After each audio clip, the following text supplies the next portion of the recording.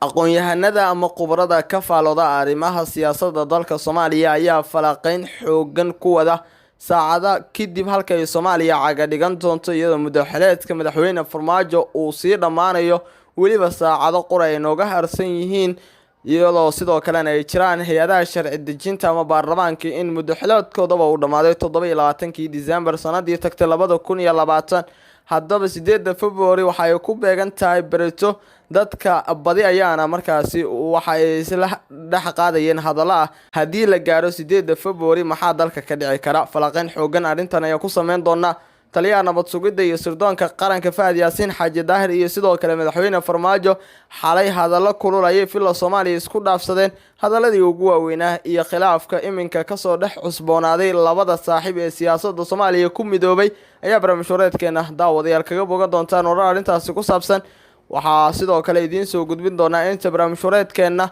aynu ku guda jirno madaxweynayaasha maamul goboleedyada dalka ka jira oo weli ku sugan magaalada Dhuusamareeb ee caasimadda maamulka Galmudug iyagoona ka arinsanaya sida laga yeelayo doorashada dalka iyadoo dalka uusan gelin khilaaf iyo sidoo kale kala qoqobnaan siyaasadeed amnigana markaasi uu safaraha uga bixin madaxweyne Farmaajo ayaa shalay ka soo tagay haddaba madaxda maamul goboleedyada maxay tahay ujeedada ugu weyn ee ugu hareen dhanka iyo Dhuusamareeb barnaamijyadeena ayaa ku qaadan dhigi doona qodobadii ugu waaweynaa ee xaaladaha siyaasadda dalka ayaa idin soo gudbin doona daawadayaal bal marka hore muuqaalkan la agsaaro la wadaaga saxaabtaada si aan u helno saaxiibo fara badan sida adiga oo kale waana ku mahadsantahay daawashada muuqaalkan aad daawanayso daawade subscribe-kana inoo raacay taasina waxa ay ka qayb qaadanaysaa dhiirigelinteena iyo in ay idin soo gudbino barnaamijyo tayeysan markaana daawade ku soo dhawo qodobadii hore marka aad daawatay oo intaasi ka sii faahfaahsan waxaana ku bilaabaya shalay oo ay taariikhdu ku beegneed 6 bisha February sanada 2021 ayay golaha shacabka ee baarlamaanka Soomaaliya marti sooreen madaxweynaha qaranka Soomaaliya Maxamed Cabdullaahi Farmaajo kaasi oo khudbad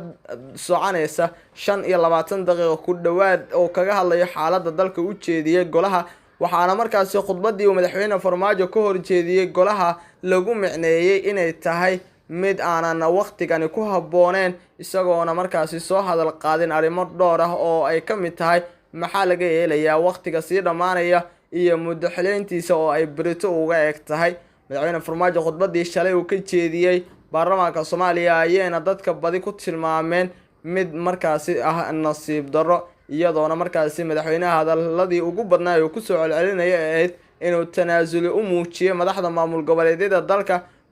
balse iyagu aysan wax tanaasula muujin waxaana markaasi madaxweynuhu lagu dhaliilay in tanaasulka uu sheegay inuu isagu sameeyay in markaasi uusan sameeynin balse maamul goboleedyada ay sameeyeen isaguna laga kari laayay inuu doorashada waqtigeeda uu ku qabto tanaasulka gobolka Gadana uu muujiyo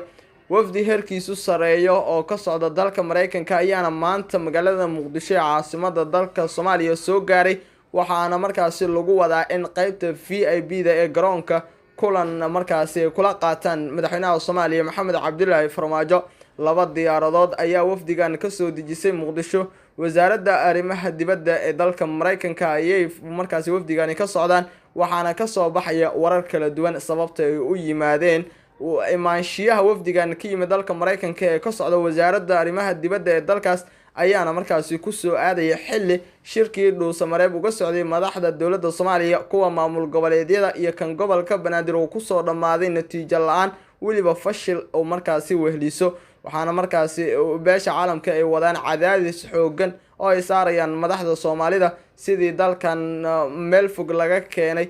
sidii aanan dib loogu celin waxaana markaasi dadaalo ay wadaan bulshada rayidka xildhibaanada golaha shacabka iyo kuwa aqalka sare musharaxiinta mucaaradka madaxda maamul goboleedyada iyo sidoo kale qaybaha kala duwan ee culamaa diinka sidii dalkan lagu badbaadin lahaa maalinta berito oo ku beegan 8 February lama oga waxa ay sameyn doonaan musharaxiinta mucaaradka u taagan qabashada xilkan oo dhowr jeer warbaahinta hadallo kulkulul u mariyay madaxweynaha Soomaaliya Maxamed Cabdullaahi Farmaajo si lamida lama oga waxa ay sameyn doonaan dawladda Soomaaliya madaxdeeda oo iyaguna ah kuwa ka aragti duwan kuwa ka soo horjeeda arinta ayaa ah ijiidan ku jiido waa gacmo daalis siyaasadda Soomaaliya ayaana iminka maraysa meel xasaasi ah oo cidina aysan saadaalin karin halka ay caga dhigan doonto waxaana markaasi badi dadku sii saadaalinayaan in maalinta berito 8 February ee dalka ka dhici karaan wax kasta oo suurtagal ah ilaa iyo haddana ma cadda waxa ay markaasi hore u sii qaadi karaan musharaxiinta mucaaradka oo ay ka mid yihiin madaxweynayaal hore oo dalkan soo maray iyo sidoo kale ra'iisul wasaare waxaana ka mid ah madaxweynihii hore ee Soomaaliya Xasan Sheekh Maxamuud kii ku meel gaarka dowladda Soomaaliya Sheekh Shariif Sheekh Axmed sidoo kale waxaa ka mid ah ra'iisul wasaarihii hore ee dalka oo markaasi la soo shaqeeyay madaxweynaha hadda waqtigiisu ka dhamaanaya Farmaajo Xasan Cali Khayre waxaana markaasi warbaahinta la filayaa maalinta Baritaan inay la hadlaan isla markaasna tallaabooyin ay ku dhaqaaqaan cabsi xoogan ayaa jirta lamana oga laakiin barnaamijwareedkeena ayaa markaasi daawadayaal saacad idinkugu soo gudbin doonaa waxa ka soo baxa natiijada siyaasadda Soomaaliya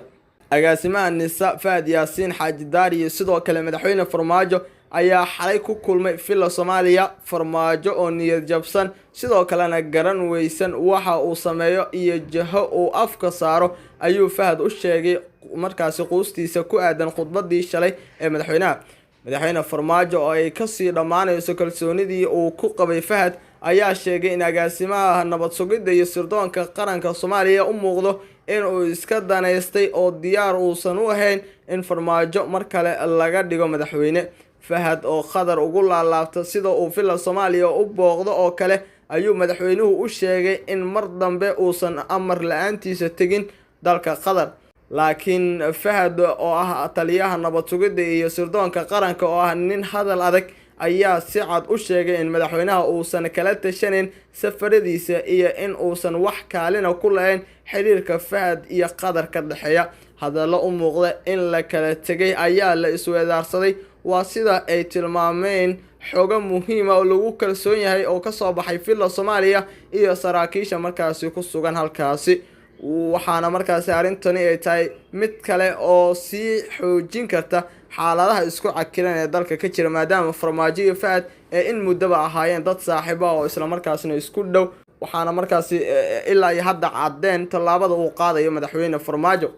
ugu dambeyn daawadayaal madaxweynayaasha maamul goboleedyada ee hadda ku sugan Dhuusamareeb ayaa sii joogaya gudaha magaaladaasi iyaga oo weli wada tashiyo balaaran oo ku aadan xaaladda siyaasadeed iyo doorashooyinka dalka wada madaxda maamulada Jubbaland Puntland Koonfur Galbeed iyo Hirshabelle ayaa ilaa iyo in muddo ah ama 2 cisho sii joogaya Dhuusamareeb iyaga oo ka qayb galaya munaasabada sanad guurada koowaad ee doorashadii madaxweynaha Galmudug Axmed Cabdi Kaariyo Qoorqoor sidoo kale madaxweynayaasha dowlad goboleedyada dalka ayaa xalay yeeshay kulan oo albaabada u xirnaa oo looga hadlay xaaladda dalka iyo khilaafka doorashada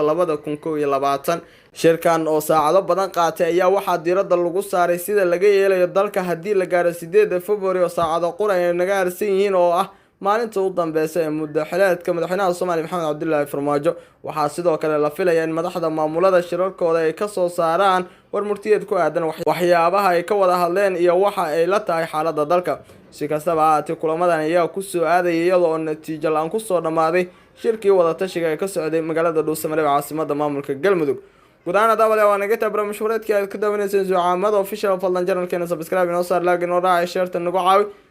intaasina waxay ka qayb qaadanayaan dhiirigelinteena tan iyo warkan